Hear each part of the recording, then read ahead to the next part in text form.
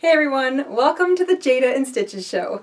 Now's the time of year that I like to start padding out my make-ahead stash with gifts that are great to send to or bring to just about anyone for just about any occasion. And my favorite project in this particular category is a dishcloth. So today we are going to make some really cool six-sided, super textured dishcloths reminiscent of a poinsettia. So if you've got Christmas on the mind, you might think red, white, green. We're going to make today's dishcloths using Re-Up by Lion Brand Yarns. And we'd like to thank Lion Brand Yarns for sponsoring today's video. We're going to put a link to Lion Brand in the description box down below, so you can head over there, you can check out Re-Up, all the different colors it comes in, and while you're there, check out the other cotton yarns they've got in the size 4 weight category too. Whatever the project you've got, Lion Brand probably has a cotton yarn ready for it. I love Re-Up. Not only is the process of making Re-Up a little easier on the environment because it's made using recycled cotton, but it's still a really good everyday use kind of product. This also comes in a bunch of different colors, including black, which I got super excited about because I don't often come across a black cotton yarn. And black cotton yarn is something that I would use a lot of because I use a lot of black in my other crochet projects because I like detailing and I like definition. I like to use black for that. So having it in cotton really got me excited. Look how sharp that looks. Part of what makes this a really textured dishcloth is that we're going to be using something called the front post double crochet stitch. So if you've never done that before, this is a great little project to practice that stitch on, and it really does make for a cool dishcloth. So let's grab our hooks, grab our yarn, we'll head on over to the craft table, and we will stitch up an attractive yet useful dishcloth together.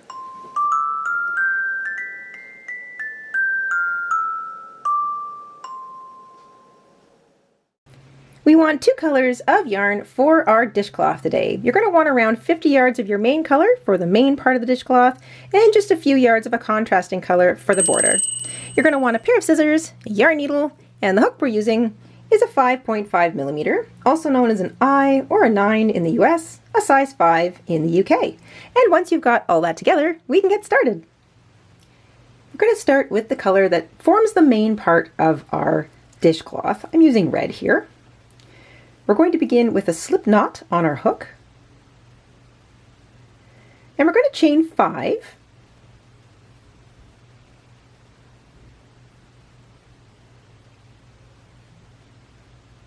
Once we have a chain of 5, we're going to join with a slip stitch to that first stitch, that first chain, right after the knot there. Join with a slip stitch, and that creates a chained ring in order to build row 1 on. So row 1 or round 1 is just a series of simple double crochets. We're going to chain 3 to begin. The chain 3 at the beginning of every row counts as a double crochet. We're going to double crochet into the ring and chain 2. The chain 2 creates a space, and we need 6 of them in each row in order to get that lovely little hexagon look going. 2 more double crochet into the ring. I'm just working over my short tail here. Of course, you can leave it out and weave it in later. Chain 2, and you're going to repeat this. 2 double crochet, chain 2, 2 double crochet, chain 2, until you have 6 sets of double crochets and 6 chain 2 spaces all the way around for round 1.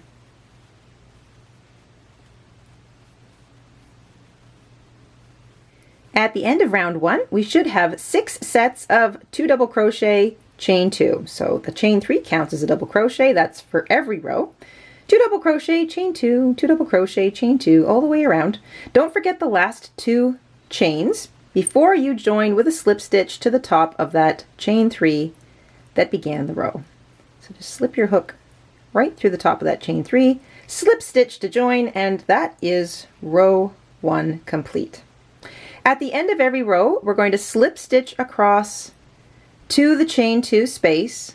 So slip stitch, in this case, just across that 1 stitch, and slip stitch into the chain 2 space. I like to begin every row in a chain 2 space, and that sets us up for the beginning of row 2. Every row begins with a chain 3. Chain 3 counts as a double crochet, and into that space we're going to work another double crochet, chain 2, and 2 more double crochet all into the same space. And every single chain 2 space gets 2 double crochet, chain 2, 2 double crochet, no matter what row you're on. So every chain 2 space gets treated the same way. All right, here we go. We are going to continue using the double crochet stitch, but we're going to start doing front post double crochets. And this is what creates this really neat texture for our little scrubby dishcloth. When you come up to a stitch from the previous row, you're going to yarn over just like you would if you were starting a regular double crochet. But instead of going through the top of the stitch, you want to slip your hook around so that the post of that previous stitch sits on top of your hook. Then grab your yarn, pull up a loop, and you want to just lift up on that loop a little bit more than you normally would, and finish your double crochet. Yarn over, back through 2, yarn over, back through 2. And that pulls up the post of the previous stitch. It creates a really neat twisting effect on your double crochet, and the aggregate total of all of those front post double crochets is what creates this really nifty lifted texture. Let's do another one. Yarn over, slip our hook around that post so that it sits up on top of our hook, pick up a loop, pull it up just a little higher than normal, and complete the double crochet. So that's 2 front post double crochets worked around the 2 stitches from the previous row. That brings us up to the first chain 2 space, and like I said, every chain 2 space gets 2 regular double crochet, chain 2, and 2 more regular double crochet. There's obviously no post to work around when you're working into a space, so it's just 2 double crochet, chain 2, 2 double crochet, worked into that chain 2 space. Let's do a couple more front post double crochets. So here's the next stitch. We're going to yarn over, we're going to slip our hook around it so that it's sitting on top of our hook, pick up the yarn, pull up a loop just a little bit higher than normal, and double crochet. And again, yarn over, put our hook around that post so that it's sitting on top, pick up the yarn, pull up the loop, and double crochet. Great, and that's those 2 made. That brings us up to the next chain 2 space, 2 double crochet, chain 2, 2 double crochet, and that's all you've got to do for round 2. Work a front post double crochet around each double crochet stitch from the previous row, and then work 2 double crochet, chain 2, 2 double crochet into each chain 2 space. I'll catch up with you at the end.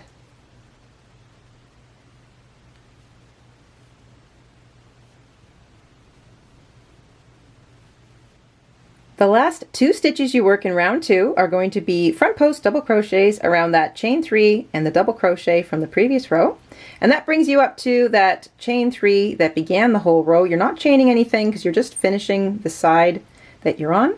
So you're just going to slip stitch into the top of that chain 3 and fasten off. And now you can really see that those little twisted, those front post double crochets are going to start to really change the look and the texture and also the flatness of your piece. It's going to want to wiggle, and that's perfectly all right. I got one over here that I did in black. I haven't actually put a border on this one yet, but you can see how there's the twisted front post double crochets kind of want to pull it up, and you get this really nifty poinsettia look going. I just think that looks so great. All right, let's get into round 3. We're going to slip stitch across, so you want to put your hook right through the top of that next double crochet, slip stitch right into the chain 2 space. We're going to do that at the end of every row before we start the next round because we want to always start each row in a chain 2 space. Chain 3 to begin. Every row begins with a chain 3 and it always counts as a double crochet. And you finish off that corner space with another double crochet, chain 2, and 2 more double crochet. And from here on out, it's pretty much always the same thing. Every chain 2 space gets 2 double crochet, chain 2, 2 double crochet.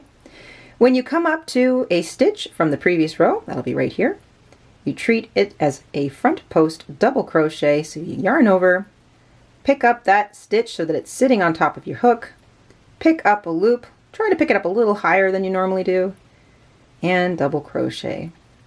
It helps to keep your tension a little on the loose side, because the tighter you make your front post double crochet stitches, the more exaggerated that sort of twisted, slightly ripply look you're going to get. Now, if you really like that, go ahead and make it as tight as possible.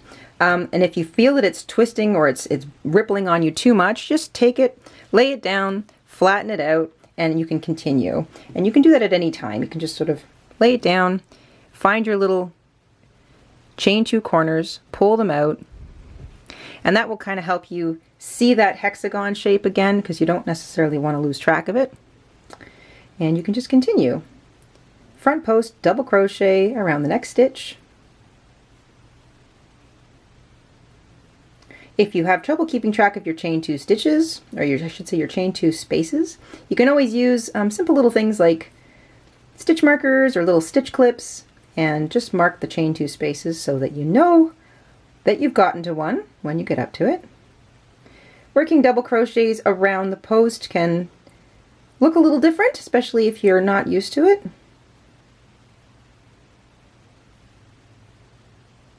So just take your time, and when you get up to a chain 2 space like there, remember it's 2 double crochet, chain 2, 2 double crochet.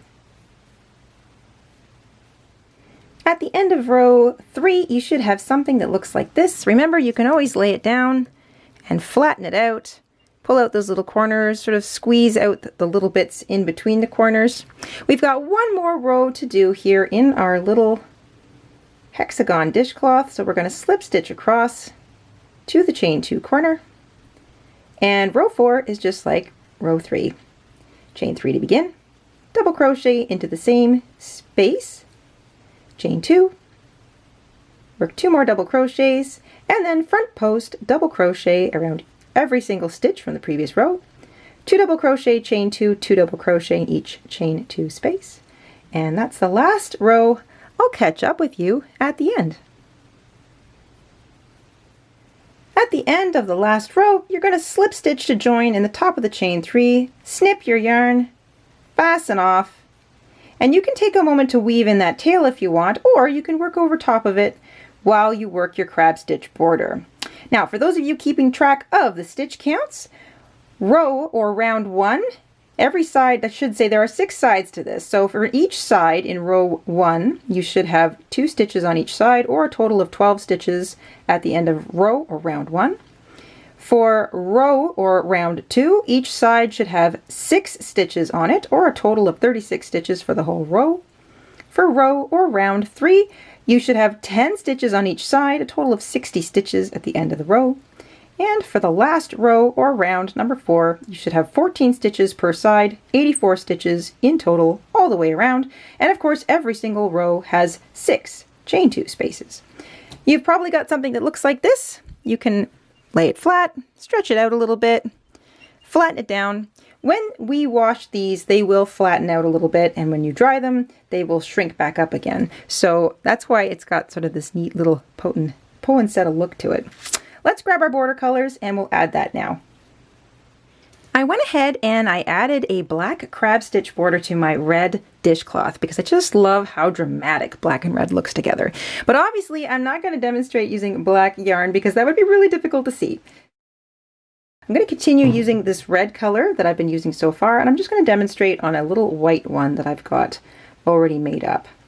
So whatever border color you want, you're going to take that yarn. We're going to begin with a slip knot on our hook. And we want to join our yarn with a single crochet stitch in any chain 2 corner. So I didn't weave the tail in on this one yet. I'm just going to work over top of it when I get back there. So I'm just going to start over here.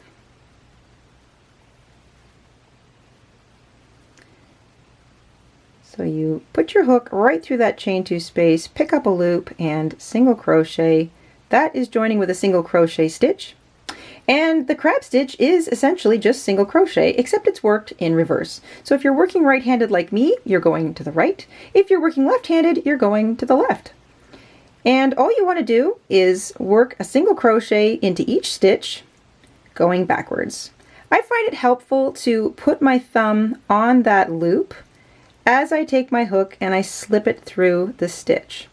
Now I'm going to work over top of my little short tail, but you just pick up a loop and single crochet. Things might feel a little funny. You might find that your loops want to reverse on you. You may also find it helpful to work on a flat surface. Got my thumb on that loop. I'm going to put my hook through that next stitch. Remember, I'm going backwards here. Past that, it's just all the same. You can tighten up that loop if you feel it got too big on you. Pick up a loop, pull it back. So from here, it's just a regular single crochet.